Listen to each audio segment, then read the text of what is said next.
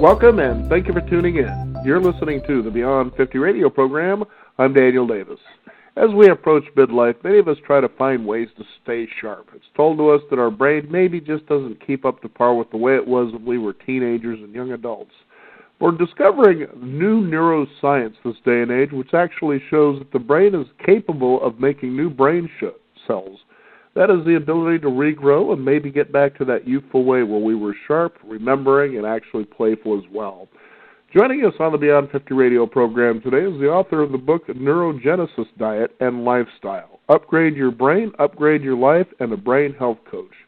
He's also the professor of psychology at the California Institute of Integral Studies, and as a licensed clinical psychologist, he maintains a private practice in San Francisco that focuses on an integral, holistic, and neuroscience-informed approach to brain health and depth psychotherapy. I'd like to welcome to the Beyond 50 radio program today our guest, Dr. Brant Courtright.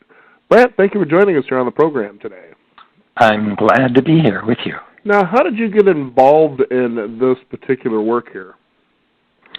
Well, I've been interested in consciousness for some time in all of its aspects, body, mind, heart, spirit. And that really led me to the brain, because we experience everything we experience through the brain. Every thought, every feeling, every spiritual state, every scratch, everything we experience through the brain. And so when the quality of our brain is high, the quality of our life is high. And when the quality of our brain is low, the quality of our life is low. And it turns out that we live in a pretty neurotoxic world, and just about all of us are operating well below capacity. We could almost all of us be operating at a much higher level. And that's really what this book is about. Now, it's interesting to realize that we seem to be learning and knowing more about how the brain works, that we're moving into a whole new paradigm shift about all of this. Why do you think that we had such a, limited view? It couldn't be just because of our limitation of science and research, would it? Well, there's been really an explosion of brain imaging and understanding of the brain in the past 10, 15 years. We were very limited up till then. Like, as you noted earlier, we used to think that the brain stopped growing new brain cells usually in our early 20s. And after that, it was just this one slow slide into decrepitude. But about 15 years ago, they discovered, actually 16, 17 years ago, they discovered that actually we produce new brain cells throughout our entire life, which is this process of neurogenesis. And it turns out the rate at which we make new brain cells has a big influence on the quality of our life. So a low rate of neurogenesis, that is, a low rate at which your brain makes new brain cells, is associated with memory problems, it's associated with cognitive decline, with anxiety, with stress, and with depression. But a high rate of neurogenesis, a high rate at which we make new brain cells, is associated with the opposite, with cognitive enhancement, with rapid learning, with robust emotional resilience, and protection against stress, anxiety, and depression, as well as heightened immunity. So it turns out you can actually increase your rate of neurogenesis by 3 to 5 times. And it's something that is so new that almost nobody really knows just what is possible in terms of our brains right now. It's really interesting to think in a day and age where Alzheimer's, for instance, is one of those scares that people actually hope not to experience. But do you see encouraging things in this direction that could actually maybe get rid of Alzheimer's altogether? Absolutely. More and more it seems like Alzheimer's is a lifestyle disease more than anything else. Mm-hmm. So, this is a holistic approach to brain health, right? Body, heart, mind, spirit, every level. And it turns out all those levels work together. That just doing one thing is not particularly effective, but doing all of them together is very effective.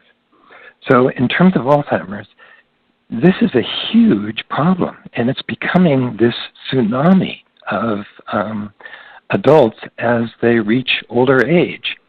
And I'm speaking as somebody who's 65 myself. This is a huge issue. 1 in 3 seniors now dies with either Alzheimer's or some other form of dementia.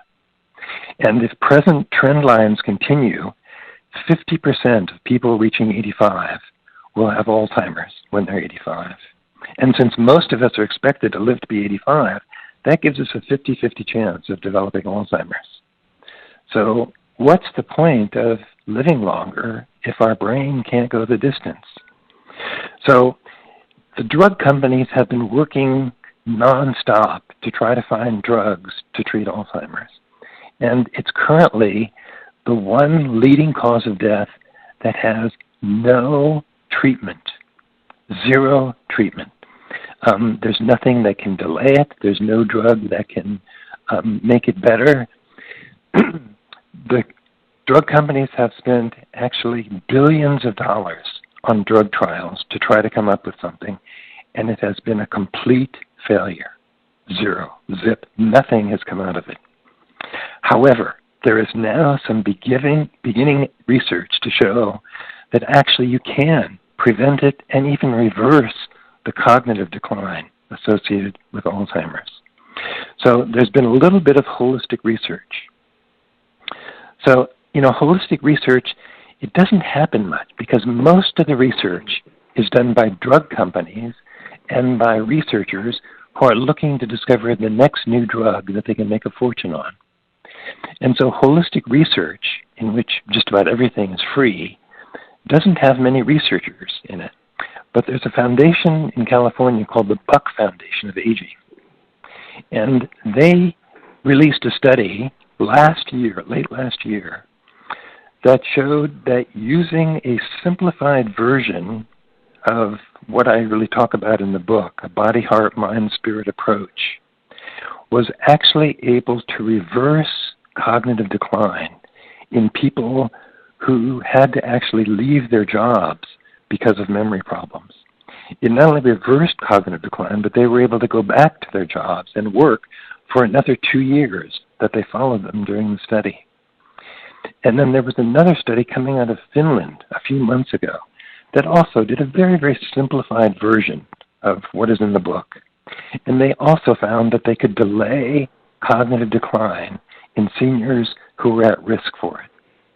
So it appears as if a holistic approach may be the one and only way to prevent and even reverse the cognitive decline that happens to many people in old age.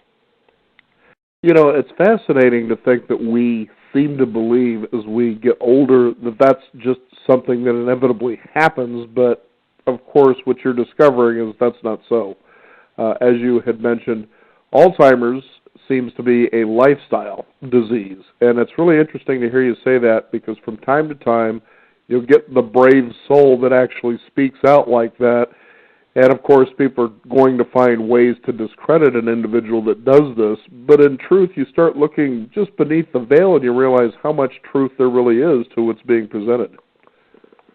Yeah, that's right. There's more and more evidence to show that this is the case, that our diet, our lifestyle, the various toxic influences we have, this is a very neurotoxic world.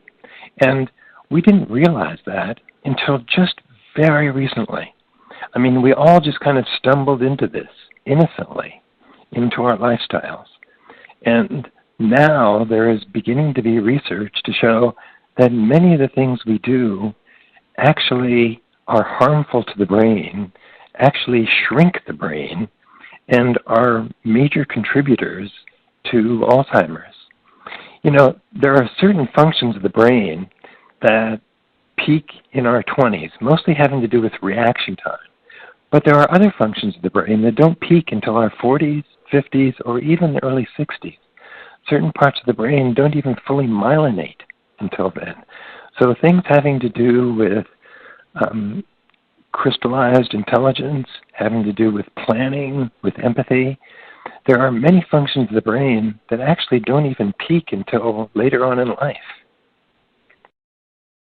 Now, when we talk about ways that we can get the brain to continue to develop and regrow the neurogenesis you're talking about, what are some of the lifestyle changes a person needs to consider making where this occurs regularly as well as naturally?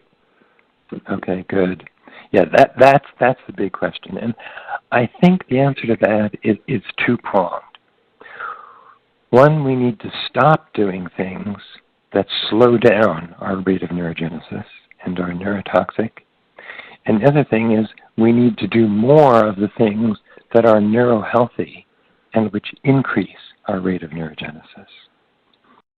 So one big thing that just about everybody can do is exercise.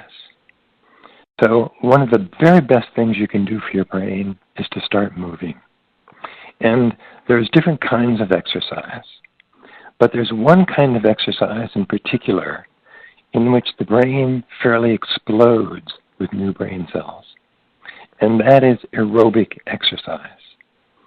So running, walking quickly, fast dancing, swimming, biking, walking up a mountain, anything that gets you breathing fast is aerobic exercise. And if you can do this 3 times a week, your brain is going to be much, much healthier. If you can do it 5 or more times a week, even better. But it doesn't take much. Just to get up and to start moving is hugely important for the brain. So aerobic exercise, just getting up and moving during the day, and particularly getting so that you're breathing hard at least a few times a week, very, very important for brain health. The brain produces all sorts of chemicals that are actually helpful to all systems of the body, but particularly to the brain. So that's one place to start. Another place to start is sleep. You know, most people in America don't get enough sleep. And particularly as we get older, sleep disorders get more and more common. But just about everybody, including older people, needs 7 or 8 hours of sleep. There's a few people who can get by on 6, but almost nobody can get by on less than that. Well, it turns out that sleep is one of the best things you can do for your brain. And the lack of sleep in this society is kind of valorized. It's almost like a merit badge to see how little sleep you can get and how much work you can get done. But it turns out that is very toxic for the brain.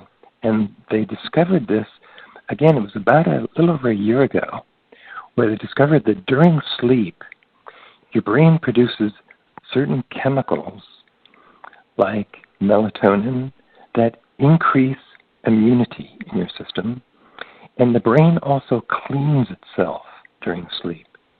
They never knew how the brain was able to rid itself of the toxins that accumulate during the day.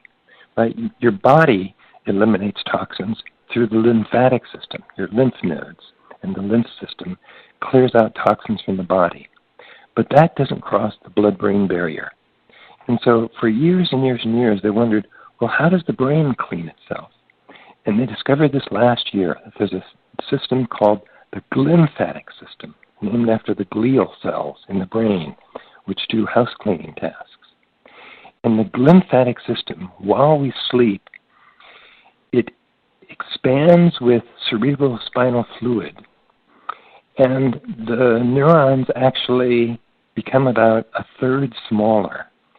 And this fluid washes through the brain. So the brain gets this shower or this bath that washes away toxins and particularly washes away amyloid beta, which is the toxic buildup that's associated with Alzheimer's. So when we get a good 7 hours sleep, our brain is refreshed and cleaned of toxins. And when we don't get enough sleep, we have this toxic buildup in the brain that reduces neurogenesis, that interferes with memory consolidation. And we begin to get cognitive deficits after even just a day or two of not enough sleep. So one thing that's become clear is that sleep is a very, very important part of health, a part that's been underestimated for far too long. Mm-hmm. I remember having a doctor on our program who talked about that. She specializes in helping with hormone therapy and was talking about get as much sleep as you can get. Yeah. That seemed pretty encouraging to realize how enjoyable that is sometimes. That's right, yes. Now, a lot of times what you'll hear out there, too, about keeping your brain active and flexible and sharp is they talk about brain games, things such as perhaps doing Sudoku or crossword puzzles. What are your thoughts on something like that? Well, the research on that seems to be pretty clear that when you do a particular brain game, like crossword puzzles, for example, it's very helpful at learning how to do more crossword puzzles. But that's about it. It doesn't seem to generalize to other kinds of brain activity. And actually with crossword puzzles, after about 50, it doesn't seem to do much even after that. So the different brain games that we hear and computer games that we hear ads for, the research is pretty compelling at this point that they have actually very little effect beyond the particular game that they are. And so this lack of generalizability is a problem with mental stimulation.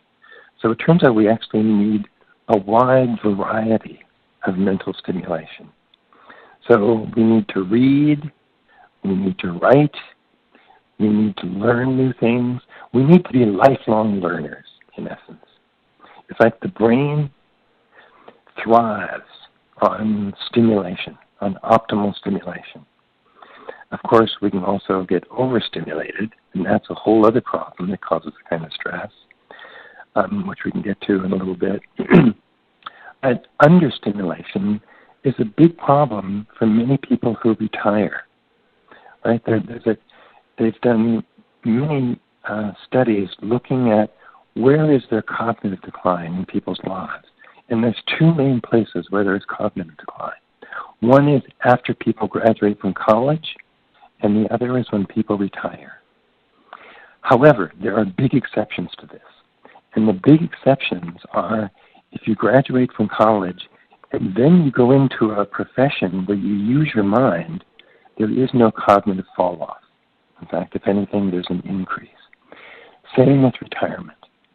If you retire and you then don't stimulate your brain, there's cognitive decline pretty rapidly. But if you challenge yourself, if you learn new things, if you engage your mind, like listening to radio programs like this, you change your brain.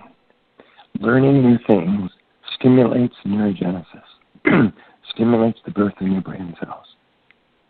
So the idea is to be lifelong learners here. So it doesn't have to be, you can do things online. You can just have discussions with your friends.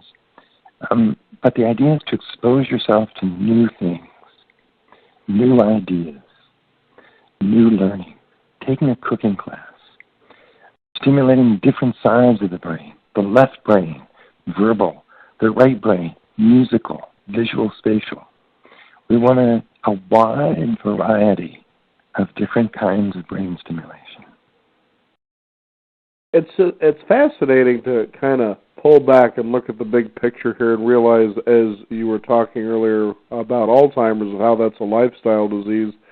Let's take a look at that just for a minute, not just specifically about the disease, but the ideal of lifestyle as a paradigm here. And that is that we here, especially in America, but throughout most of the world, as you use the word retire, it was a lifestyle. When you take a look at, for instance, earlier times when more than 90% of the people, for instance, in the United States, seemed to be self-employed. They got up every day and did what they did to make a lifestyle for themselves. Then the industrial age came along, and it seemed to be, well, retirement came because most of what we were doing during those times was manufacturing, whether it was making cars or producing food. But it wasn't like it used to be, in other words. And so all of a sudden, well, your most productive physical years are up until this age, and by then we want you out the door and, and retired and enjoy that relaxed lifestyle because you put so many hard, driving years into work here. And you can see how this has become a lifestyle of the brain basically disengaging because, okay, well, I'm done doing the active part of my life contributing to, let's say, a job in manufacturing, and now it's time to go out to pasture, so to speak. You can see how that particular way has caused us to have the kinds of declines that we're experiencing today, but there is a lot of hope just in recognizing that alone. Yeah, that's right on. When people, this whole idea of retirement, partly it comes because many people are alienated from their work. When you don't like what you're doing, you want to retire. You want to get out of it. If you love what you're doing, then retirement isn't necessarily such a wonderful thing. It can be a real loss. And so when people do retire, as I've looked at the literature, it seems like there's two kinds of people who thrive in retirement, and everybody else seems to decline fairly rapidly. And the two kinds of people who thrive in retirement are, one, people who reinvent themselves, who like start a new business or develop a new career or a bunch of new hobbies. They kind of reinvent themselves. And the second type of person who thrives in retirement are people who have an inner life, a developed inner life of meditation, of prayer, of enjoyment of nature, of reading, of enjoying inner things. So those two types of people, either who are very engaged outwardly or are very engaged inwardly, they stay lively, their immune system stays strong, their brain stays sharp. But people who disengage, who just kind of kick back, they begin to go downhill fairly rapidly. And most people don't think about retirement. They just think, I just want to relax. After a year or two of that, though, then what do you do? So you can only do so many crosswords and build so many miniature doll houses. That's right. It's so true what you were saying earlier in the program too, Brett, about learning new things, and that was something that my wife even talked about as we first got together. Was she believed that a person should learn a new skill every 6 months. And it's really fascinating when you always hear about living up to your potential. But how many of us really, truly know what our potential is unless we actually go against the grade, the metal, whatever the case is, and try to attempt to see what that actually means? And there are so many wonderful examples through history of people who have done that very thing. One of them, at first, I didn't have a lot of respect for because he could be pretty notorious, but as I came to really get into his story, I realized, wow, here was a person that embodies what we're talking about, and that was one Thomas Edison. And, to realize that here was a guy that was in the realm of working with, helping to create the light bulb, electricity, things worked well for him for a while, but then they just he almost ruined himself as a result of, his own notoriousness, I guess. And then he goes and he invents film and movies, And here was that almost seems like an unrelated skill, but the fact is that he went after it, and his whole motto is you just keep on doing something until you can make it work. And that's the whole idea, I think, for many of us. And we live in a day and an age of technology, especially, with online. There are just so many things that you can learn for free. For instance, I was just online for the local county library system, and they offer free courses online to learn computer coding. I thought, why not? Really, It's just amazing. You have no reason to not have things that help move you forward, as far as keeping your brain sharp and the neurogenesis that we're talking about here. Yeah, that's really right. That the internet opens up so many opportunities for learning. That's right. And the seduction is to simply be a passive consumer of media on the internet, as opposed to using the internet to also engage your brain in a more active way, like learning something, as you're saying. Mm-hmm. That's right. Now, I just heard you briefly talk about prayer and meditation. How important are those things toward developing or heightening brain health?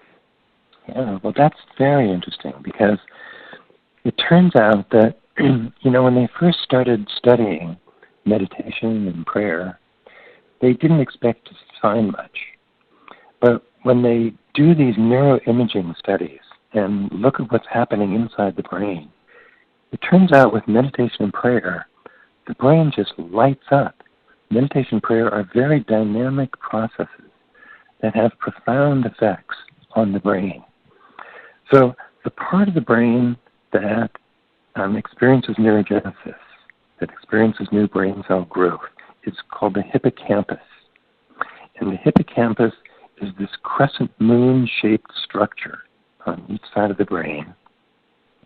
And one end of it is connected with the body and spatial learning, as well as the processing of new memories. It's involved in cognition and the processing of new memories. The other end of the hippocampus goes into the emotional part of the brain and is deeply involved with emotion regulation, particularly the regulation of stress, anxiety, and depression. So certain activities, certain foods, certain kinds of stimulation increase neurogenesis on one half or the other half of the hippocampus. But what meditation does and devotional prayer does is it appears to increase neurogenesis along the entire length of the hippocampus. So it involves body, heart, and mind. And the two spiritual practices that have been most researched in this are, first of all, mindfulness meditation, and the second one is devotional prayer or compassion practices. So the first one of these, mindfulness practices, are really all about coming into the here and now, about coming into this present moment, into noticing whatever is arriving and passing away at the same time in this present moment. Some people focus on the breath, some people focus on hearing, some people focus on whatever is arising in their consciousness.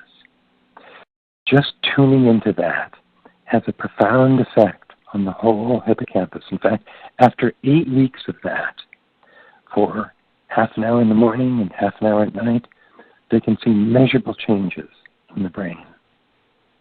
The other type of spiritual practice are devotional practices or compassion practices, practices that open the heart.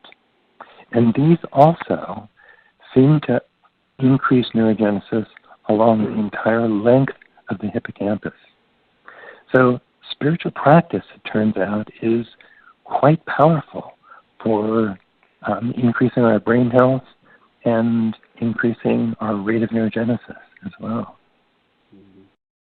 This is also very exciting. I know about a decade ago we were talking about this very thing, and it seemed then that it was that sort of new weird science, and some people were even dismissing it, saying, no, there's a limit to how much the brain grows, and after it gets to a particular point, that's it. And I'm thinking to myself, no, I don't think so. I think really you need to look into what we're talking about here. And one of the most interesting things was a study of, it was a group of nuns, I guess.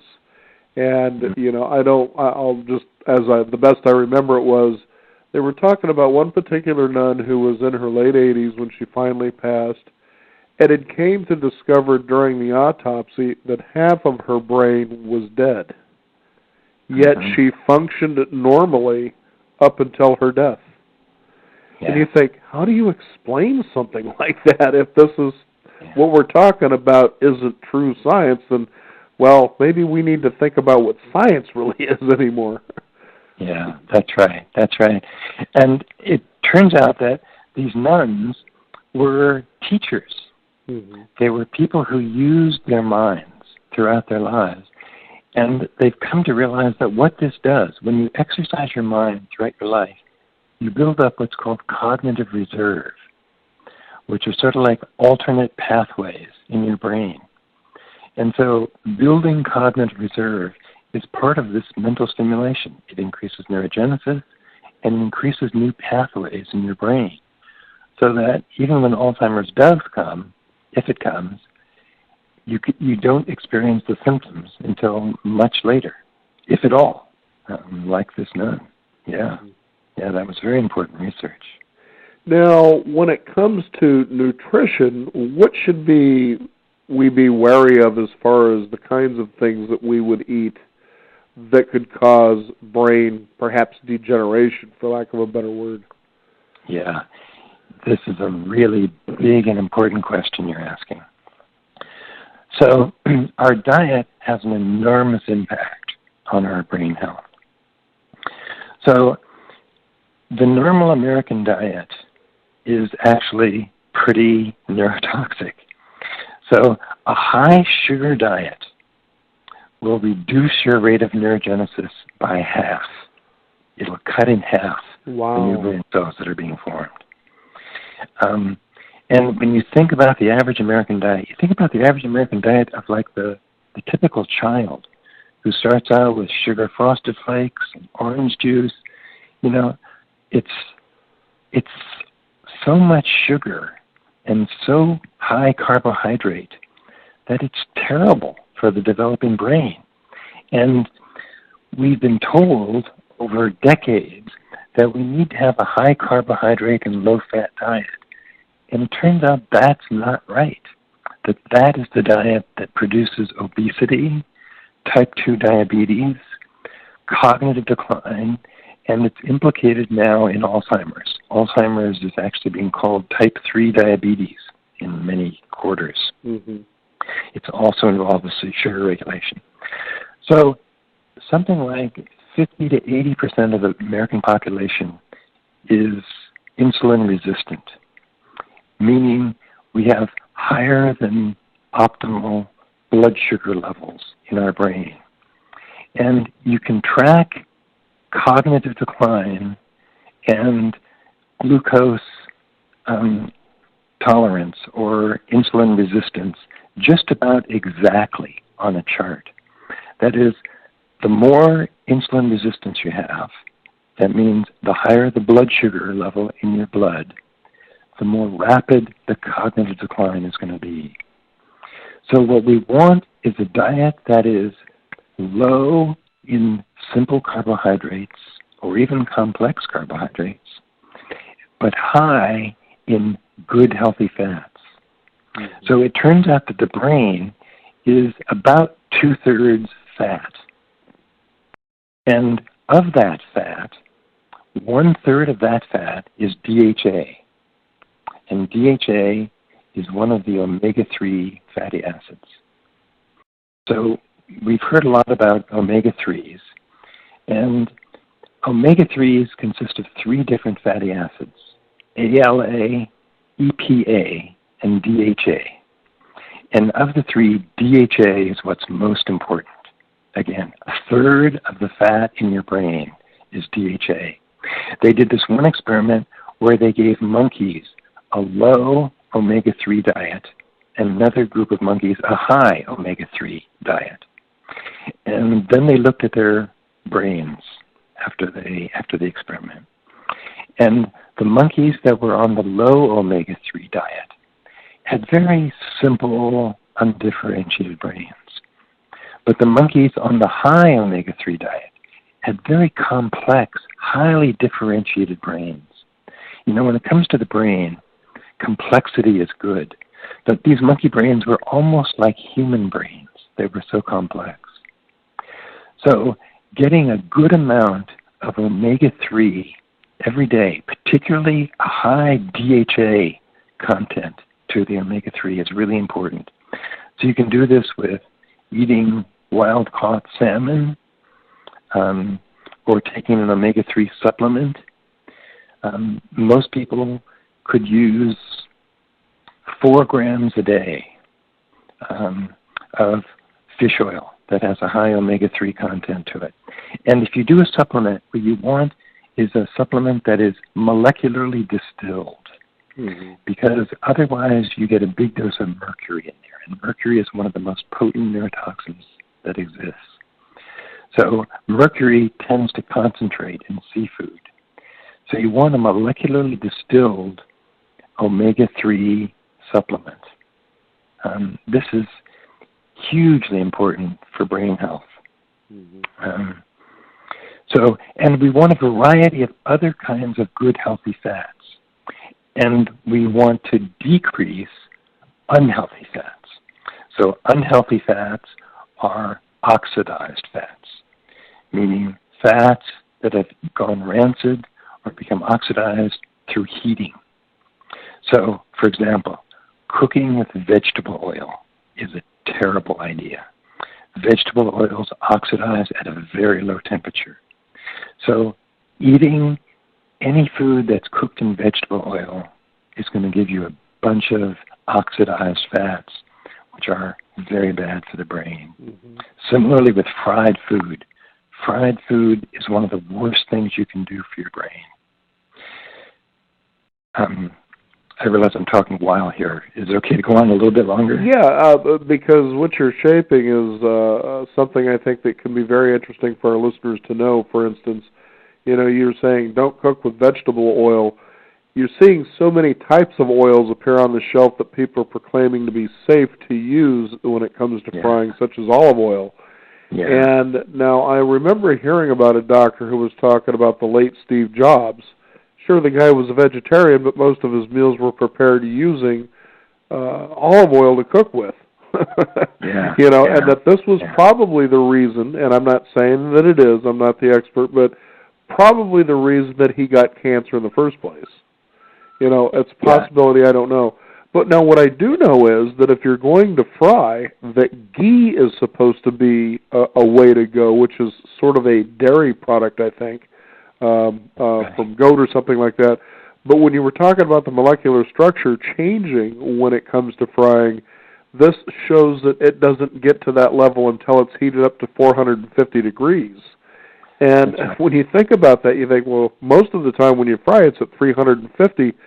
So this seems to sustain itself and is a healthy fat to use, or what I tend to like to use too when I do fry is bacon oil. Or bacon fat, Yeah, that's sort of like the old days, the pioneers. This is how they did things. That's exactly right. No, you're right on there. That saturated fat is what we want to cook with. So coconut oil, butter, or ghee is even better. Ghee is fantastic to cook with, or lard, or tallow. Those kind of saturated fats have a very high smoke point, and so you can cook at high temperatures there. But fried food, any kind of fried food, still, even if we cook in that, it changes the oils that are in the meat or in the fish. So they did one study looking at people who ate fish 1 to 3 times a week. And they found out that they had 14% more gray matter, more brain cells than in certain parts of the brain involved in cognitive functions than other people did, unless they ate fried fish. And if they ate fried fish, then there was no difference between them and the normals. That frying food, and I hate to say this because I love fish and chips. Sure. Who doesn't like a good salty batch of fries from time to time? I agree. Right. I don't eat it anymore, but I wish I didn't have to give it up, because when you eat oxidized fats, what happens is that they oxidize the fat and cholesterol in your bloodstream. And that produces inflammation, which chews up the inside of your blood vessels, and it creates heart disease.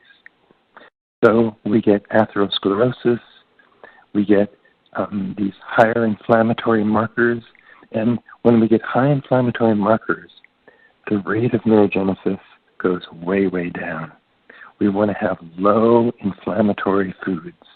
We want to eat a low inflammatory diet, an anti-inflammatory diet actually, and stay away from these high inflammatory foods like fried foods, and like oxidized fats. So we want to have good, healthy fats. And healthy fats are things like olive oil if it's not cooked, or if you do cook with it, only low temperatures, because that oxidizes at higher temperatures. Mm-hmm. Things like avocados, nuts, grass-fed beef, pasture-raised eggs. You know, pasture-raised eggs are one of the best brain foods that exists, as long as you don't overcook the eggs, because then you oxidize the cholesterol, and you don't want oxidized fats. You want unoxidized fats.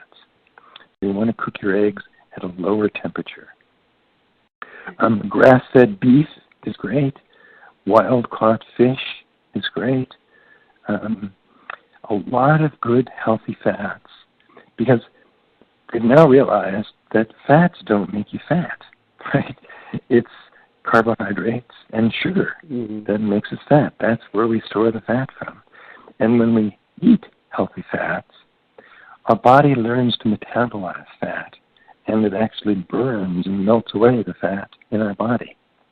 It's the excess carbohydrates that really is clearly responsible for this obesity epidemic across the United States.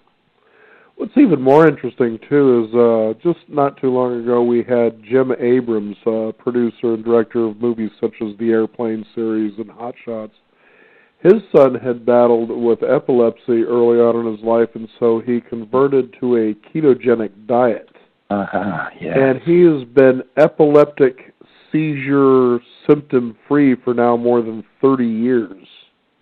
No medications, nothing. So in a way you can say that he reversed the symptoms of epilepsy just through this diet alone, and it's pretty interesting that you're seeing and hearing more and more about this particular way, which, you know, is a diet that primarily is the essential fats that you're talking about.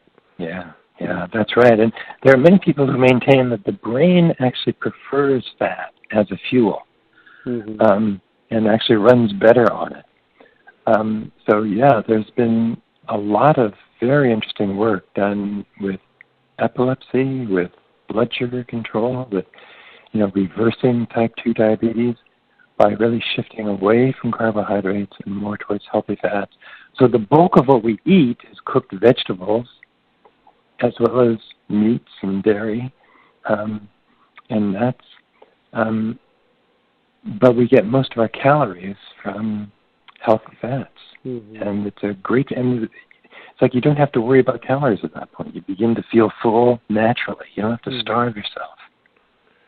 Pretty fascinating to realize that the industrial age brought the industrial mechanism of agriculture, and that's kind of the beginning of how things came to the state of being this day and age, huh?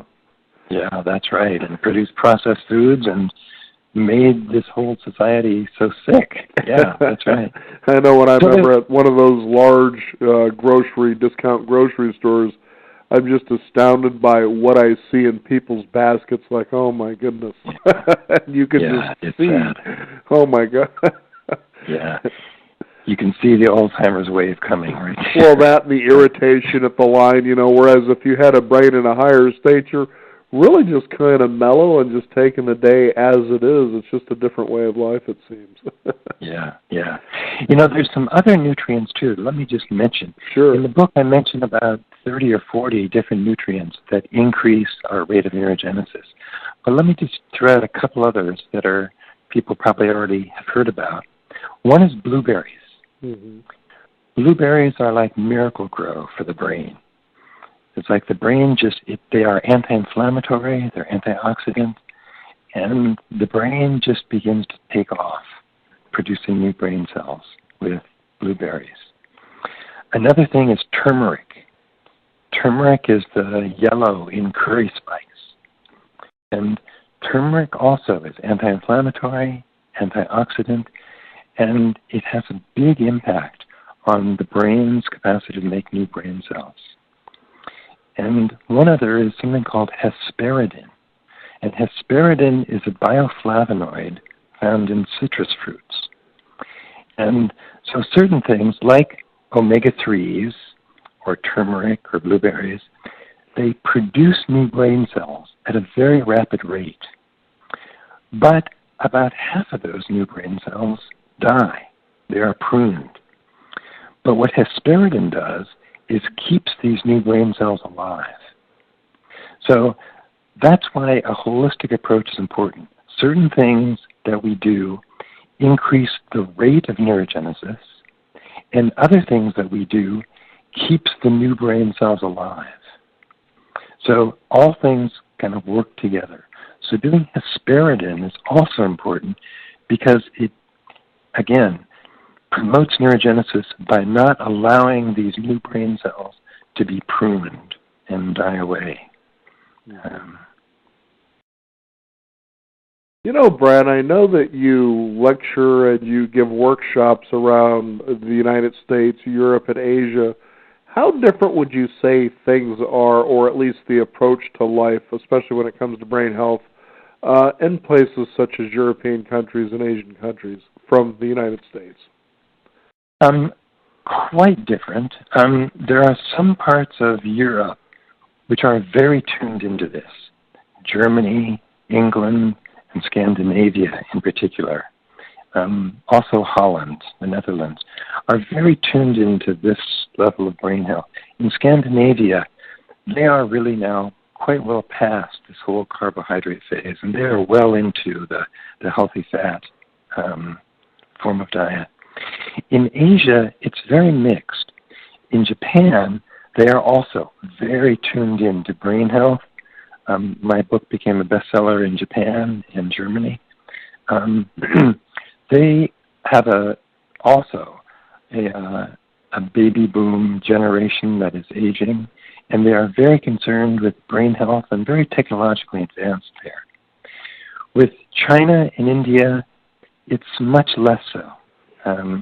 There is much less attention to brain health, to health in general, although it's starting there. But there's less of a context for it, is my own sense of things. So I have to ask, since we were talking about this earlier, Alzheimer's disease, how prevalent is that in European countries or Asian countries compared to the United States? That's a very interesting question. I don't know the demographics that much. Okay. My sense in Europe is that it's pretty similar to the United States. Okay. And I know that as China develops, they are developing more and more diabetes there. I think they now are the number one country in the world for diabetes. Wow. And so that means Alzheimer's is going to be following pretty soon. When we get problems with sugar metabolism, we're going to see Alzheimer's following that. So. Now my question is, maybe I'm just kind of a little bit confused. Now, doesn't the brain also require sugar as a fuel? There are some people who say that the brain actually prefers ketones, prefers fat. Okay. So the brain can, if you just take a scoop of coconut oil, for example, if you've been fasting, you take a scoop of coconut oil, you'll be like supercharging your brain with fuel. It turns it immediately into fuel. So you actually don't need sugar. Your brain can run on ketone bodies, and your body then learns to convert some fats into the sugar that your body does need. But no, you actually do. Your brain does not need sugar in the diet. It's really good to sometimes break a lot of those myths, I suppose. Mm-hmm. Yeah. Now, this is also remarkable, and there's so much to talk about here, but I believe we hit on some very important points. First, for brain health and to continue to get your brain to develop, we talked about meditation and prayer, ways that you open up your heart center.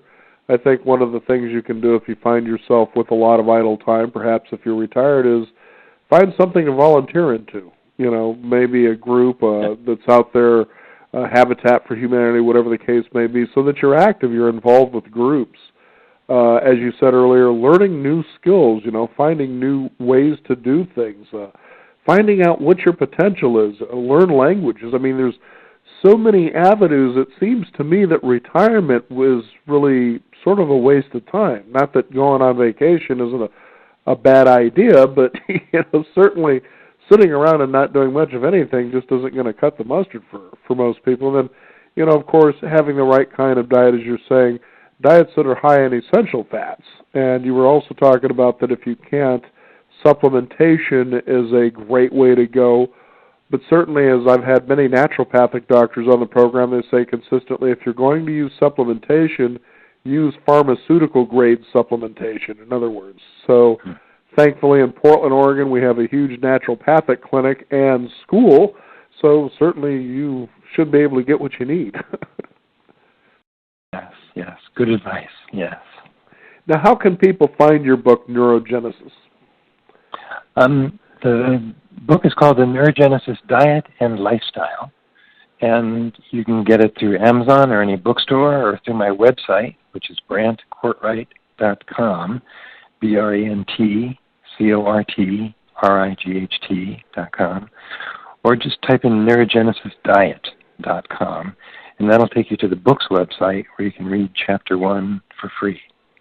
Very good. Brant, I want to thank you for taking the time to join us here on the program today. I think our listeners' brains are feeling healthier just knowing that someone like you is out there with a book that can show them the way. Thank you again for being on the program. Well, it's been a real pleasure, and I appreciate just your helping spread the word about neurogenesis. You better believe it. Thank you so much again, Brant.